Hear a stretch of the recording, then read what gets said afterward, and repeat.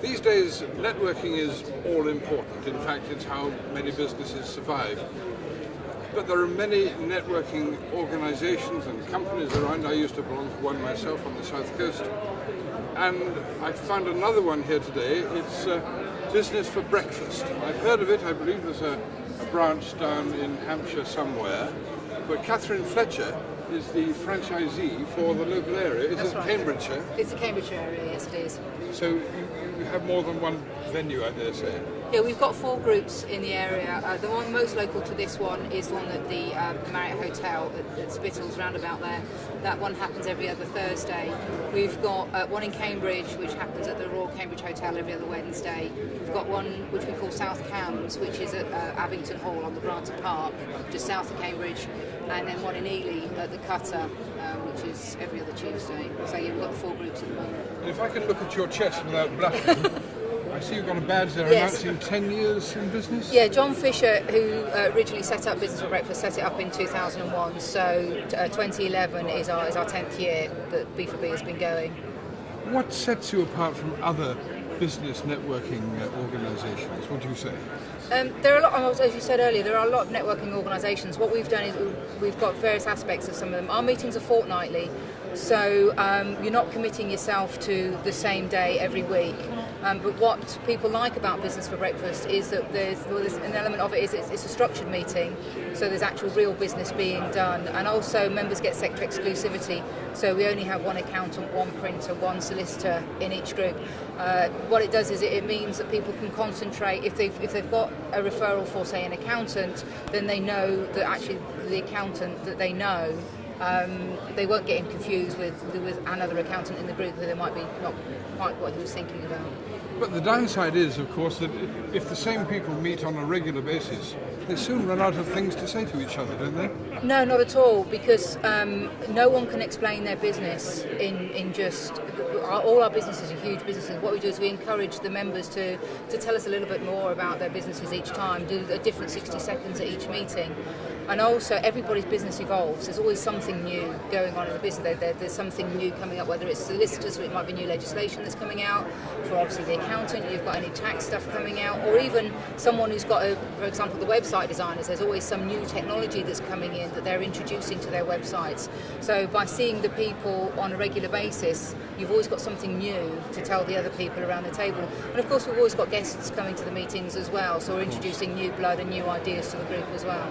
And you get a good breakfast as well, friend. Yes, I mean that's one of the things we do when we're looking for venues, is to make sure that if you're going to get up at that hour in the morning, that you're going to be well fed as a result of it. Yes, as well. So the breakfast is not the be all and end all, but it is very, very important. Yes. What attracted you personally to this breakfast networking club? I originally joined the Newmarket group a number of years ago as the accountant in the group. I then I found that my own business was too busy, but I enjoyed networking. So becoming a franchise holder of Business for Breakfast allowed me to continue to network, but without getting business from my own business. I was able to go out there and actually source contacts that I could refer my own clients to, and it was people that I was meeting on a regular basis, and so I knew that they weren't going to let me down by referring my clients to them. So it's a way of me being able to source either suppliers for myself or for my clients. Many business people who are otherwise very bold in their business dealings nevertheless get very embarrassed when it comes to standing up in front of a group of people, however well known, and talking off the top of their heads. Yeah, I mean, it can be quite daunting. I know when I first started doing it, I used to shake when I stood up. Really? Yeah, I was really, really nervous. But I mean, it's been quite good grounding, because obviously people in businesses will often have to get up and do a business presentation. So there'll be other occasions where they do need to stand up in front of people. So to practice once a fortnight in front of people who you know and who won't criticise you if you mess up is a good way of actually practicing for proper business presentations when you need to do them. So it's a good way of actually learning the skill of being able to present in front of people. And have you had people coming back to you and say, I'm glad I did this? Yeah, we have had. We had one of our members last year who, again, she used to get up and she used to be really, really timid. You could hardly hear her and she used to stammer.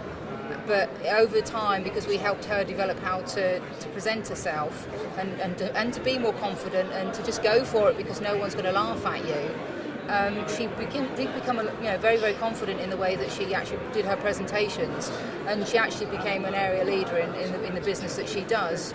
And one of the things she needed to do there was to actually do presentations to her other members. So that was very good for her, and she did actually say that it helped her with her presentation skills.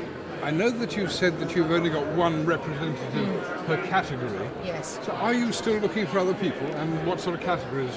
Oh, a huge breadth. Our Cambridge is our biggest group, and we've got close to 20 members. But there's always, for example, there's always things like printers, solicitors, all the main professions. I think the accountants are the only things that we've got in every group.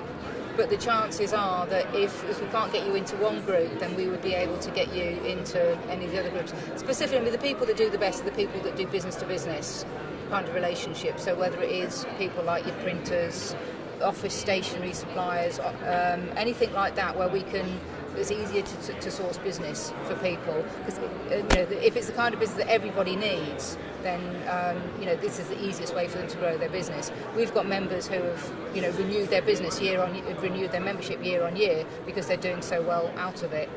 But yeah, it suits pretty much. Most businesses should be able to find a networking group that they fit into. Mind you, it's a hellish early start, isn't it, for a lot? It is, yeah, but the beauty of finishing at 8:30 is if you do have a 9 o'clock appointment, you can still get to your 9:30 appointment if you need to. It doesn't stop you having a whole day at whatever you've got to do, or if you've got to get off and go somewhere. Yes, it's an early start, but again, the feedback that I get from people is that actually they treat their 9 o'clock appointment as their second meeting of the day, and so they're walking into that second appointment a lot more refreshed and wide awake and ready for the day than they would have done if they'd have gone straight there from home. So it wakes them up and sets them ready for the day. So here's to the next 10 years. Yes, I'm sure. This is 10 years in the UK. They're now looking to across Europe, and they're in Australia at the moment as well. So, I think who knows where he'll be in 10 years' time. Yeah. Well, I'm sure you'll be with him. Congratulations. Thank you very much. Thank you.